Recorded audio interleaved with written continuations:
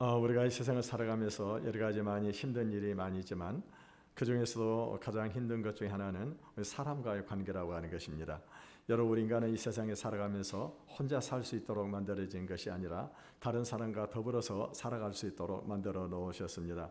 그래서 우리는 다른 사람들을 만나서 교제하고 또 우리가 다른 사람들의 내가 필요한 것을 다른 사람들을 통해서 공급을 받기도 하고 또 그 사람이 필요한 것을 내가 공급해 주면서 이렇게 살아가게 되어 있다고 하는 것입니다. 그래서 우리는 가정 공동체를 통해서 서로 사랑하고 서로 이루하고 격려하며 살아갑니다. 또 직장에 나가서는 각자 할 일을 하면서 협력해 가지고 어떤 이 목적을 이루어가기도 하고 이 직장 생활의 동료들과 교제를 통해 가지고 자기 자신의 존재감을 가지고 살아갈 수가 있는 것입니다. 또 교회도 마찬가지 아닙니까? 우리가 교회 와가지고 성도들과 함께 예배를 드리고 봉사하고 그리고 날마다 하나님의 나라를 향해서 나아가는 것이 바로 우리 인간관계를 통해서 이루어지는 그런 일이라고 하는 것입니다. 그런데 문제는 뭐냐면은 우리가 항상 다른 사람과 관계 속에서 좋은 관계만을 맺고 살아갈 수 있는 것은 아니라고 하는 것입니다. 때로는 우리가 어떤 사람과 관계 속에서 오해가 생길 수도 있고 또 실수도 할 수도 있는 것입니다. 또 어떤 경우는 어떤 이권 문제를 가지고 자기의 어떤 이기적인 욕망을 채우려고 하는 그런 생각들을 가질 수 있다고 하는 것입니다. 그렇게 되면 결국에 어떻게 될까요? 우리 인간관계가 깨어지게 되어진다고 하는 것입니다. 그러면서 이 인간관계가 깨어지게 되게 되면 결국에는 신뢰하는 그런 관계가 깨어지고 어떤 경우는요 서로 이 적대적인 그런 관계를 맺고 살아갈 때가 많이 있다고 하는 것입니다. 그래서 우리는 어떻게 해야 됩니까? 우리는요 어떻게 해서든지 우리가 좋은 인간관계를 맺어야 된다고 하는 것입니다. 오늘 본문의 내용은요 에서와 또 야곱이 이렇게 적대 관계 속에 있었던 그 인간관계가 다시 회복이 되는 그런 내용을 기록을 하고 있습니다. 이제 야곱이 거부가 되어가지고 이제 고향 땅으로 돌아가고 있었습니다. 중요한 것은 뭐냐면요, 지금 고향에 있는 형 에서가 자기에 대해서 어떤 생각을 가지고 있냐고 하는 것입니다. 예전과 같이 지금도 적대적인 그런 감정을 가지고 있는지 아니면은 그가 지금요 그 마음에 누그러져 있는지 이것을 알 수가 없는 겁니다. 그래서 이 야곱은 자기 종들을 보내가지고 형의 지금 동태를 보고 오도록 요청을 했었습니다. 그랬는데 종들이 와서 하는 얘기가 무엇입니까? 형이 어떻게 알았는지 지금 야곱이 고향으로 돌아온다는 소식을 듣고는요 이 400명의 사람들을 동원해 가지고 야곱을 죽이려고 지금 오고 있다고 하는 이야기를 듣게 된 것입니다. 이 보고를 접한 야곱은 너무나도 마음이 들었고 답답했습니다. 그래서 일단 먼저 자기의 재산을 둘로 나눴습니다. 그래서 이 짐승을 두 떼로 나누고 그러고 난 다음에 이제 이 하나님 앞에 기도를 했습니다. 기도를 마치고 난 다음에는 또 형 에서의 마음을 누그러뜨리기 위해서 이 선물을 준비를 했습니다. 그런데 창세기 32장에 보게 되면은 이 선물이 어마어마한 선물을 했습니다. 무려 이 소와 양 그리고 낙대 아니면 염소까지 합쳐서 가지고 이 짐승의 수만 해도 550마리나 되는 것입니다. 새끼는 놔두고 어미만도 550마리. 여러분 이게 지금 얼마나 큰 금액인 줄 아십니까? 제가 어제 인터넷으로 한번 요즘 우리나라 한국의 소 한 마리 가격이 얼마나 되는가 한번 봤습니다. 여러분 지금 소 한 마리 가격이 얼마나 될까요? 한우 같은 경우에는 보통 700만에서 1000만 원 간다고 하는 겁니다. 700만에서 1000만 원. 요즘이야 지금 소가 가격이 많이 싸졌습니다만은 옛날에는요 소 가격이 얼마나 비쌌습니까? 또 양도 가격을 알아봤더니 우리나라에 있는 양들도 30만 원에서 한 마리에 100만 원까지 간다고 하는 것입니다. 여러분 이것이 한 550마리나 되는 겁니다. 그러니까 어마어마하게 선물을 이렇게 준비를 해가지고 그래서 형의 마음을 누르기 위해서 이 준비를 했습니다. 그리고 이제 어두운 밤이 되었을 때 아내들과 자식들을 야복강을 건너게 했습니다. 그러고 난 다음에 이제 야곱은요 아마도 혼자서 남아가지고 이쪽에서 하나님께 기도를 하려고 했던가 봅니다. 그런데 갑자기 밤에 어떤 사람이 나타나가지고 자기를 쓰러뜨리려고 하는 것입니다. 이 야곱은 어떻게 합니까? 넘어질 수가 없다고 하는, 이 사람에게 질 수 없다고 하는 것입니다. 왜냐하면 고대에는요 이 씨름을 해가지고 진 사람은 만약에 지게 되게 되면은 그 사람이 종이 되는 그런 관리가 있었던가 봅니다. 이 밤에 이 사람이 나타나가지고 힘으로 자기를 쓰러뜨리고 그리고 자기를 종으로 삼아 데리고 가려고 하는 줄 알고 어떻게 합니까? 밤새도록 지금 이 사람하고 씨름을 하게 되어지게 되는 것입니다. 그런데요 야곱은 어떤 사람입니까? 야곱은 절대로 넘어지지 않은 거예요. 끝까지 불들고 늘어지게 되는, 그러니까 이 사람이 나중에는 야곱의 날이 새려고 한도뼈를 쳐버리게 되는 것입니다. 그러니까 한도뼈가 이골이 되어버리지 않는데, 그럼에도 불구하고 야곱이 어떻게 합니까? 그 사람을 붙잡고 늘어지는 것입니다. 그러면서 야곱이 하는 말이 무엇입니까? 당신이 나를 축복하지 아니하면 나는 절대로 놓을 수가 없다라고 그렇게 합니다. 그러니까 이제 야곱 사람이 야곱을 축복을 합니다. 그러면서 야곱의 이름을 바꿔주깁니다. 그 야곱의 이름을 야곱에서 이스라엘로 바꿔주게 된 것입니다. 그런데 이 알고 봤더니 이 사람이 누구인가? 그분이 바로 하나님이셨다고 하는 것입니다. 하나님이 그분을 찾아오신 것입니다. 이제 아침이 밝아오면서 야곱이 눈을 들어서 보니까 드디어 에서가 그의 눈에 나타났습니다. 우리 1절을 같이 읽어보겠습니다. 시작.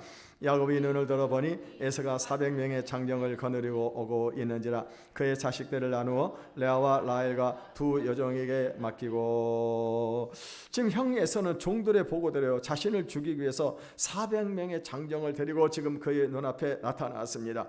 야곱은 즉시 어떻게 합니까? 아내와 자녀들을 딱 이렇게 나누게 되는데 어떻게 했느냐? 맨 전방에 맨 앞에는 누구를 보내냐? 두 여종과 그 자식들을 맨 앞세우고, 그 다음에는 이제 레아와 그 자식들을 세우게 되는 것입니다. 그리고 맨 뒤에 누구를 세웠어요? 자기가 가장 사랑하는 라헬과 그리고 요셉을 맨 뒤에다 세우게 되는 것을 볼 수가 있습니다. 이것은요, 지금 만일의 공격에 대비하기 위해서였습니다. 야곱은 두 여종과 자식들을 총알바지로 지금 세우려고 지금 그러는 것입니다. 야곱은요, 이런 편애 때문에 다시 한번 큰 시련을 겪게 되는데, 결국에는 어떻게 합니까? 자기 사랑하는 라헬이 죽고, 그러고 난 다음에 이 편애 때문에 이 요셉이 나중에는요, 형들에게 미움을 받아가지고 애굽의 종으로 팔려가게 되어지고, 오랜 세월 동안에 종노릇을 하게 되는 그런 일이 결과가 발생하고 말았다고 하는 것입니다. 이 야곱은 형이 다가오게 되니까 다리를 절뚝거리면서 몸을 7번 땅에 굽히면서 에서에게 다가갔습니다. 3절을 읽어보겠습니다. 시작. 자기는 그들 앞에서 나아가되 몸을 7번 땅에 굽히며 그의 형 에서에게 가까이 하니, 야곱은요, 형하고 화해하기 위해서 최선을 다했습니다. 모서는요, 엄청난 짐승떼를 이제 선물로 보내게 되는데, 그것도 한 떼만 보내는 것이 아니라 550마리를 세 떼로 나눠 가지고 그래가지고 계속해서 선물 공세를 이렇게 하게 되는 것입니다. 그러고 난 다음에 어떻게 합니까? 이제 만일의 공격에 대비해서 남은 이 자기 재산들을 두 떼로 나누었습니다. 그러고 난 다음에 이제 이 야곱이 어떻게 합니까? 다리를 절면서 7번을 몸을 굽혀가지고 형 앞으로 지금 나아가고 있습니다. 여러분, 이것을 한번 우리가 이렇게 상상을 한번 해보시길 바라겠습니다. 에서가 지금 멀리서 보게 되니까는요, 동생 같은 사람이 저 멀리서 나타나게 되어졌는데 자기를 보자마자 절을 하는 것입니다. 그러면서 한 사람이 다리를 절뚝절뚝 거리면서 오더니 또 절을 하는 겁니다. 한 번, 두 번만 절을 하는 것이 아니라 무려 7번씩 엎드려서 절을 하고 엎드려서 절을 하고 이렇게 지금 오고 있는 것입니다. 그러니까는요, 지금 이 사람이 완전히 밑바닥까지 낮아졌다고 하는 것입니다. 이런 모습을 보면서 우리들이 생각하기 쉬운 것은 뭐냐면, 야, 야곱이라는 놈이 지나치게 인간적이다 라고 우리가 생각을 할 수가 있을 것입니다. 그런데요, 이건 참 잘한 일입니다. 우리는요, 너무나 믿음이 좋아가지고 마땅히 인간적으로 해야 할 일들을 하지 않고 기도로만 모든 문제를 해결하려고 하는 그런 생각들을 가지고 있는지도 모르겠습니다. 그런데요, 어떤 일은 기도만 해가지고 문제가 해결되지 않는다고 하는 것입니다. 특별히 잘못된 인간관계를 풀기 위해서는요, 기도만 해가지고 되는 것이 아니라는 것입니다. 상처를 받았거나 분노를 품고 있는 상대방의 감정을 풀기 위해서는요, 먼저 자신이 할 수 있는 최선을 다해야 합니다. 그래서 어떤 경우는 기도보다도 인간적인 방법이 더 통할 때가 있다고 하는 거예요. 여러분, 세상 사람들은 그렇게 합니다. 그렇게 세상 사람들은 문제를 풀어나가는 것입니다. 그런데 예수 믿는 사람들 중에는 너무 믿음이 좋아가지고 인간적인 노력은 전혀 하지 않고 기도만 하는 그런 사람들이 있다고 하는 것입니다. 지금 상대방은 자신의 실수로 상처를 입고 분노를 품고 있는데 그것을 인정하고 사과하지 않고 나 대신인 하나님이 이 문제를 해결해 달라고 하는 것입니다. 여러분, 이것은요, 믿음이 좋은 것이 아니라 자존심이 강한 것입니다. 상대방에게 머리를 숙이기 싫다는 것입니다. 이렇게 해서는 문제가 풀리지 않은 것입니다. 우리가 기도하는 것은요, 인간적인 방법을 아주 배격하는 것이 아닙니다. 물론 인간적인 방법을 동원해도 안 되는 일도 많이 있습니다. 그런데 중요한 것은 뭐냐? 사람의 마음을 하나님께서 주장하고 계신다고 하는 것입니다. 하나님께서 우리가 기도만 하고 아무것도 하지 않아도 하나님 그 사람을 찾아가 가지고 나 대신 사과하고 그 사람의 마음을 풀어주신 그런 하나님이 아니라고 하는 것입니다. 하나님은요, 우리가 그 사람과 관계를 풀기 위해서 어떤 노력을 하는가를 보고 계시는 것입니다. 그래서 우리가 최선을 다할 때 하나님께서도 상대방의 마음을 움직여 가지고 관계를 풀어주시는 것입니다. 이처럼 야곱이 하나님께 간절히 기도하고 인간적인 노력을 다했을 때 하나님께서 어떻게 역사를 하십니까? 4절을 읽어보겠습니다. 시작. 에서가 달려와서 그를 맞이하고 안고 옥을 어긋맞추어 그와 입맞추고 서로 우니라. 에서는요, 지난날 자기가 동생 야곱에게 당했던 것들을 생각하면은요, 어떻게 합니까? 그 분노를 한순간도 그것을 잊어본 적이 없었다고 하는 것입니다. 야곱이 어떤 사람입니까? 그가 배가 고파가 들에서 돌아왔을 때 팥죽 한 그릇 가지고, 그리고 형에게 장자권을 달라고 했던 그런 아주 비열한 그런 동생입니다. 더욱이나 아버지가 눈이 어두워가지고 앞을 보지 못하게 되어졌을 때 아버지를 속여가지고 자기 대신에 장자권을 빼앗아버렸던 그런 아주 야비한 그런 인간이 바로 이 야곱이라고 하는 것입니다. 그러니까는요, 동생 야곱은 어떻습니까? 형제라기보다는요, 이거는 원수예요, 원수. 그런 관계가 되고 말았다고 하는 것입니다. 그래서 이제 야곱이 도망을 갔지만은 이 분노가 자기 마음에 있었기 때문에 야곱을 만나기만 하면은 죽이려고 마음을 먹고 있었던 것입니다. 그런데 드디어 동생이 고향 땅으로 돌아오고 있는데 온날 소식을 듣고는요, 복수의 칼을 들고 지금 동생을 향해 나아갔습니다. 그런데 이상한 일이 벌어지고 말았습니다. 동생 야곱을 보는 순간에, 한순간에 어떠니까 자기 안에 있는 분노와 이 적개심이 그냥 사라져버리고 말았다고 하는 것입니다. 그러면서 추근한 마음이 든 거예요. 이 동생은 장애인이 되어가지고 자리를 절뚝거리면서 이렇게 오고 있는데 저 멀리서부터 이 나를 에서를 향해가지고 절을 하는 것입니다. 그것도 한 번 절을 하는 것이 아니라 무려 7번씩 절을 하면서 그러면서 형의 자비를 구하는 그런 모습을 보는 순간에 어떻게 합니까? 지금요, 이 야곱의 마음이, 에서의 마음이 한순간에 풀어져 버리게 되어졌다고 하는 것입니다. 이 지금까지 생각했던 이 불량했던 야곱이 아니었습니다. 이 악착 같은 사기꾼의 모습은 온데간데 없고 걸음마저도 제대로 걷지 못하는 불쌍한 장애인이 되어가지고 다리를 절룩거리면서 자기에게 지금 이 절을 하면서 지금 오고 있는 것입니다. 순간 에서는요, 자신도 모르게 이 동생이 측은한 마음이 든 것입니다. 자신도 모르게 뜨거운 눈물이 흐르면서 동생을 향해 달려가 가지고 그를 안고, 그리고는 어떻게 합니까? 그의 입을 맞추면서 같이 우는 이런 모습을 지금 우리가 보고 있는 것입니다. 이 야곱도 어떻게 합니까? 야곱은요, 형이 자기를 죽이려고 오는 그런 모습을 바라보면서 너무나도 두려웠었습니다. 근데 형이 자기에게 다가오더니 자기를 안고 끌어안고 같이 뜨거운 눈물을 흘리고 있는 것입니다. 그러니까는요, 두 사람의 얼어붙었던 이 관계가 순간에 녹아버리고 말았다고 하는 것입니다. 여러분, 우리가 인간관계가 회복이 되려고 하면 어떻게 합니까? 이렇게 되어야 된다고 하는 것입니다. 이 분노의 응어리가 한순간에 녹아내리고 하나가 되어야 한다고 하는 것입니다. 그런데 어떤 경우에는 화해를 했는데도 불구하고 이 껄끄러움이 남아 있을 수가 있다고 하는 것입니다. 그것은 왜요? 충분하게 화해가 되지 않은 거예요. 아니면은 이 사람의 분노가 그만큼 크다고 하는 것입니다. 그렇게 분노를 가지고 있는데도 불구하고 그 사과가 어떻게 합니까? 자기 마음에 합당하지 않으면은 그 어떻게 합니까? 그것이 그대로 남아 있다고 하는 것입니다. 여러분요, 우리가 이 잘못된 관계를 회복하기 위해서는 상대방이 감동을 받을 만큼, 상대방이 지나치다 갈 만큼 노력을 하지 않으면 안 되는 것입니다. 여러분, 많은 경우에 사과를 하는데 자존감을 앞세워가지고, 그래서 자존심을 앞세우고 그래가지고 어떻게 합니까? 가식적으로 사과를 하는 그런 경우들이 있습니다. 그런데요, 이런 경우는 어떻습니까? 이런 경우는요, 사과가 제대로 되지 않는다고 하는 것입니다. 여러분요, 오늘 우리는 어떻게 될까요? 완전한 화해를 하기 위해서는 야곱처럼 완전히 낮아져야 됩니다. 이건 비굴한 것이 아니에요.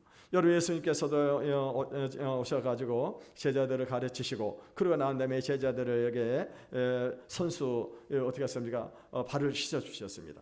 여러분 옛날에는요, 이 발은 이 종들이 하는 발을 씻어준다고 하는 것은 종들이 주인에게 하는 것입니다. 그런데 어떻게 예수님이 스승이 제자의 발을 씻어주냐고 하는 것입니다.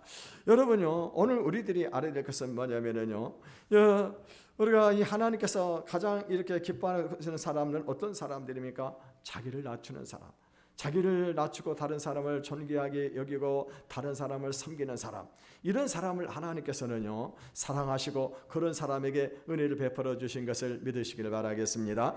이 두 형제 화해가 극적으로 이루고 난 다음에 에서가 야곱의 가족을 돌아보면서 질문을 합니다. 5절을 읽어보겠습니다. 시작. 에서가 눈을 들어 여인들과 자식들을 보고 묻되 너와 함께한 이들은 누구냐? 야곱이 이르되 하나님이 주의 종에게 은혜로 주신 자식들이니이다. 지금 에서가 야곱에게 이렇게 물었던 것은요, 지금 여기 와 있는 그 가족들이 누구인지 몰라서 물었던 것은 아니었을 것입니다. 여러분, 그만큼 지금 야곱은 어떻게 합니까? 분노가 격해져 있는 상태예요. 그러니까 지금 야곱 외에는 다른 사람이 눈에 보이지를 않았다고 하는 것입니다. 그런데요, 이 화해를 하고 나게 되니까 드디어 이제 어떻게 합니까? 이 야곱의 이 가족들이 눈에 들어오게 되어진 것입니다. 그래서 야곱에게 이제 물어보는 것입니다. 이 사람들이 누구냐고 물어보게 되니까 제 사랑하는 가족입니다라고 얘기를 하게 되는 것입니다. 무슨 말입니까? 이제 분노가 풀어지게 되니까 이 에서의 마음속에 어떤 생각이 들게 되냐면은요, 이 에서를 사랑스럽게 여기고 그의 행복에 대해서도 관심을 갖게 되어졌다고 하는 것입니다. 그때 야곱의 대답을 어떻게 합니까? 하나님이 은혜로 주신 자식들입니다라고 그렇게 대답을 합니다. 여기서 우리가 야곱의 바른 신앙의 자세의 모습을 볼 수가 있었습니다. 야곱은 그동안 어떻게 인생을 살아왔었습니까? 오직 자기 힘을 믿고 자기 능력을 믿고 살아왔던 사람이었었습니다. 그런데요, 이 야곱이 하나님을 인격적으로 만나고 난 다음에 모든 것이 하나님의 은혜라고 하는 것을 그가 깨닫게 되어졌다고 하는 것입니다. 그러니까 지금까지 자기가 일궈놨던 이 모든 재산들, 그리고 자기 아내들과 이 자녀, 이 모든 것들이 다 하나님이 자기에게 은혜로 주신 것이었다고 하는 것을 지금 이렇게 고백을 하고 있는 것입니다. 여러분요, 오늘 우리는 어떻습니까? 내가 오늘 이만큼 성장하고 내가 이만큼 성공한 것이 내가 잘해서입니까? 내가 열심히 노력하고 일했기 때문에 지금 이 자리에 서 있다고 생각한다고 한다면은 그 사람은 아직 하나님을 인격적으로 만난 사람이 아닌 것입니다.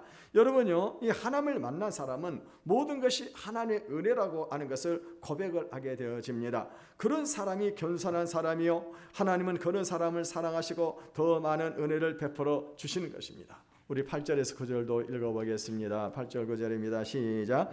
에서가 또 이르되 내가 만난 바 이 모든 때는 무슨 까닭이냐? 야곱이 이르되 내 주께 은혜를 입으려 함이니이다.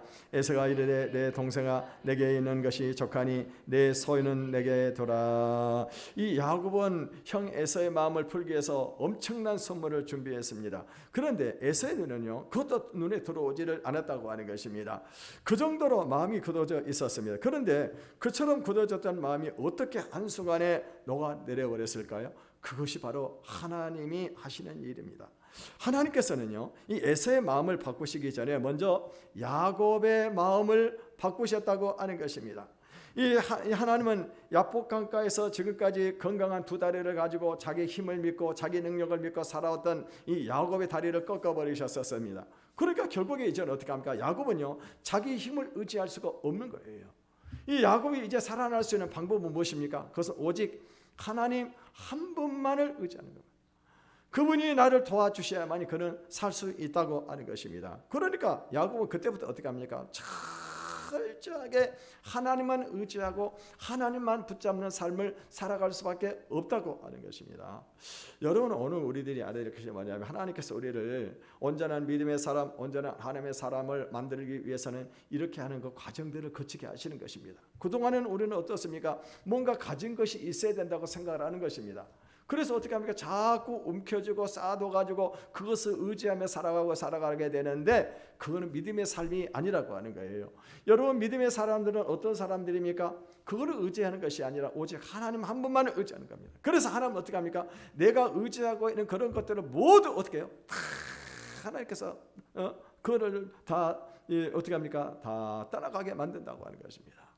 저도 제가 직장에 퇴직을 하고 난 다음에 회사에서 퇴직금 플러스 또 알파를 주셔가지고 그래서 넉넉하게 경제적인 여유가 있었습니다. 그런데요, 하나님이 저를 언제나 믿음의 사람으로 만들지 않으면 안 되니까, 여러분 주의 종 믿음이 없이 물질을 의지하며 살아야 되겠습니까? 그러니까 결국에 제가 가지고 있는 물질을 하나님이 다 가져가셔 버렸어요. 물론 제가 잘못해서 그런 거죠. 제가 잘못 보증을 서가지고 그래서 했습니다만은요. 근데 이 물질이 사라지게 되니까 그때 어떤 일이 벌어집니까? 하나님께 기도하는 수밖에 없는 겁니다.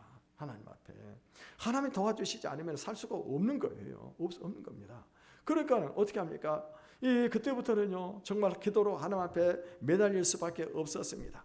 우리 가족이 5명인데 저희 어머니까지 해서 5명인데 우리 아이들 2아이들 학교를 다녀야 되고 저도 대학원을 다녀야 되고 기숙사 생활을 해야 되네. 그 돈이 어디서 나오게 되겠냐고 하는 것입니다. 그런데요, 그렇게 제가 하나님만을 의지하게 될 때 결국엔 하나님 어떻게 하십니까? 하나님이 저의 모든 것을 다 책임을 져 주셨어요. 부족함이 없도록 하나님께서 넉넉하게 채워주셨습니다. 여러분 삶 속에서 이와 같은 역사가 일어나기를 바라겠습니다. 중요한 건 뭐냐? 바로 내가 바꿔주는 거예요. 내가 변해야 된다고 하는 것입니다. 제가 언젠가 하면은 최일도 목사님하고 그 얘기를 나누면서 최일도 목사님 그 간증을 들었습니다. 최일도 목사님 아마 여러분 잘 파포 청량에서 파포 활동하시던 분이잖아요. 이분이 신학대학원을 졸업하고 목사 안수를 받고 난 다음에 청량리에서 노숙자를 대상으로 이 목회를 했었습니다. 그러니까는요, 노숙자를 대상으로 목회를 하다 보게 되니까는 사실 교회도 뭐 없었습니다. 그래가지고 조그만 사무실을 하나 만들어 놓고 거기서 이렇게 목회를 하게 되어지는데 어느 날 아들이 아빠에게 물어보더라고요. 차도교나 아빠 목사님 진짜 목사님 맞아?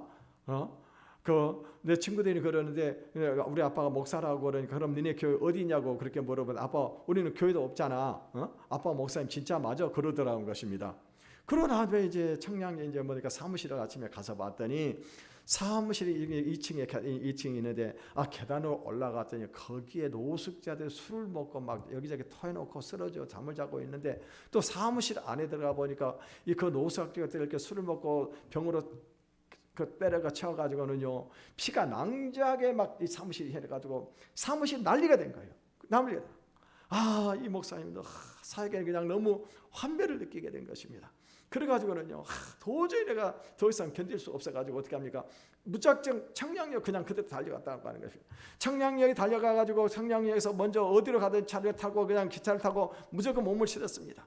몸을 싣고 그리고 한참 동안 가다가 그러고 나서 내렸는데 내린 곳이 어디냐? 바로 저 용문산역에서 내렸답니다. 그래서 용문산역에 내려가지고 산으로 올라갔대요. 깊은 산으로 올라가가지고 거기서 3일 동안 이렇게 금식을 하면서 기도를 했답니다. 기도를 하고 3일간 금식을 하고 나니까 배가 너무너무 고픈 거예요. 배가 너무너무 고파가지고 그래서 이제 저 밑에를 보게 되니까는 어떤 뭐 초가집 같은 집이 하나 있는데 거기서 연기가 모락모락 나더라고 하는 것입니다.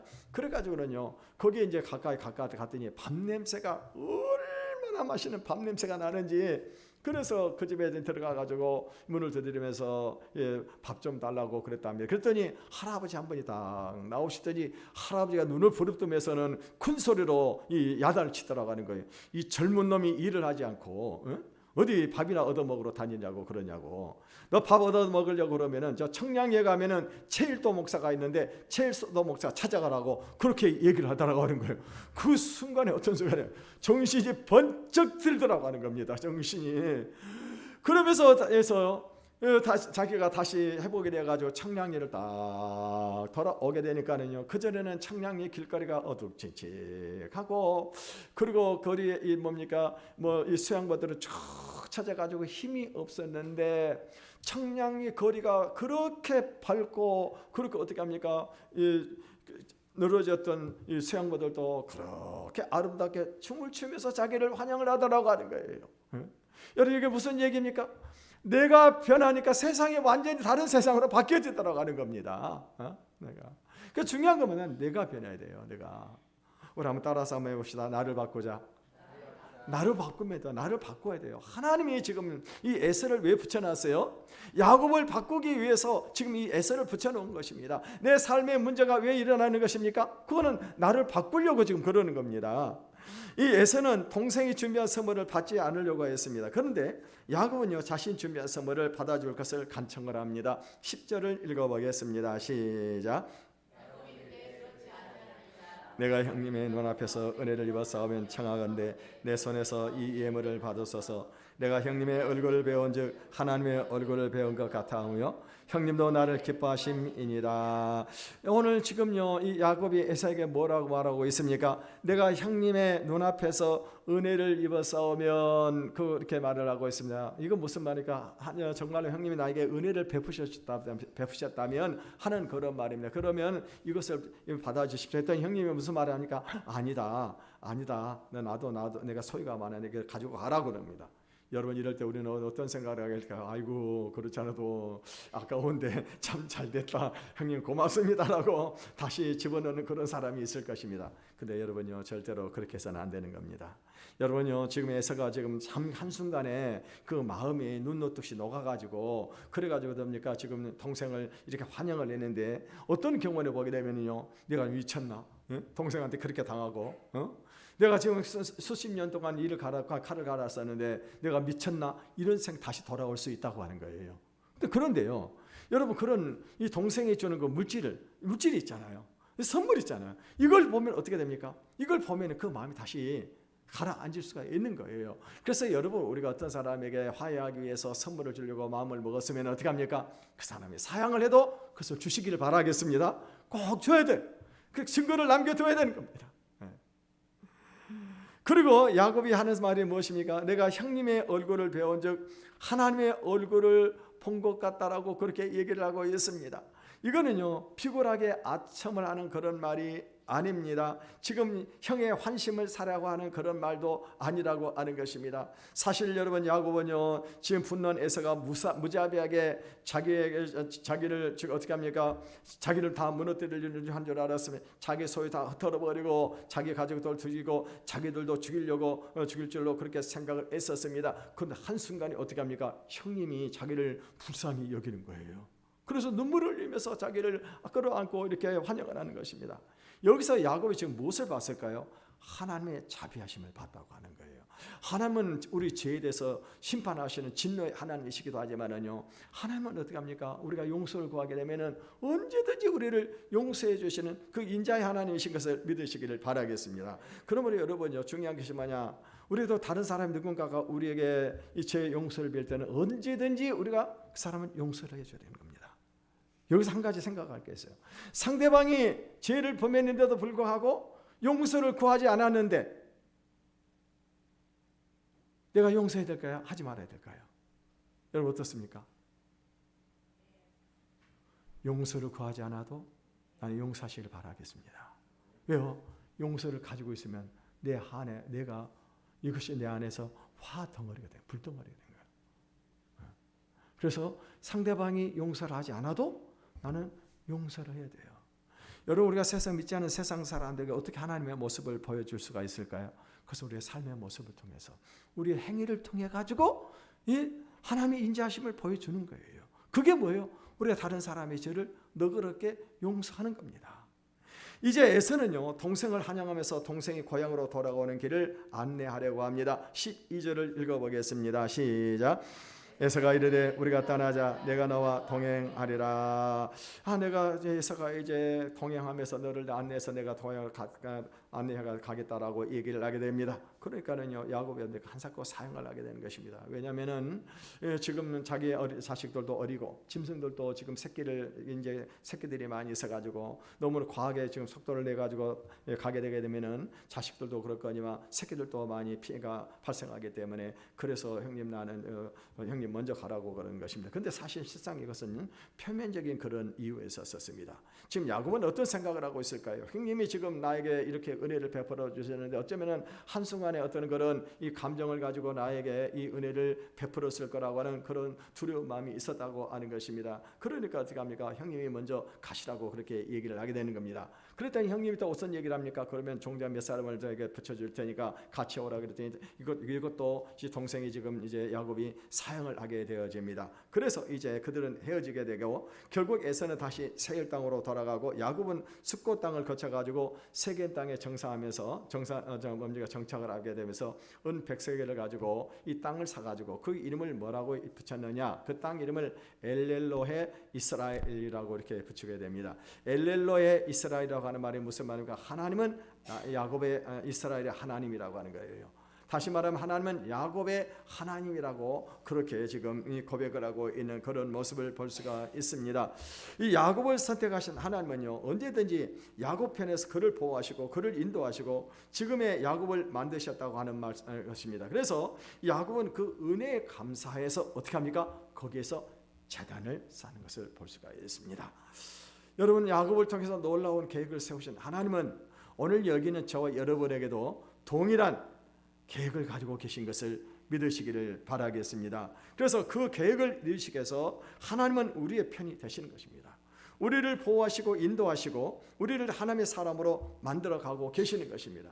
그래서 주변에 나를 힘들게 하고 있는 그런 사람들이 있다고 한다면은 하나님은요, 그 사람을 통해서 나를 온전한 믿음의 사람, 온전한 하나님의 사람으로 만들기 위해서 그 사람을 나에게 붙여준 것입니다. 그러므로 도리어 여러분요, 그런 사람이 있다고 한다면 어떻게 합니까? 감사하시기를 바라겠습니다. 그리고 그런 사람과 더불어 화해하시기를 바라겠습니다. 그런 사람이 어떻게 합니까? 완전히 낮아지라고 하는 거예요. 겸손한 사람이 되라고 그런 사람을 우리에게 붙여주고 계시는 것입니다.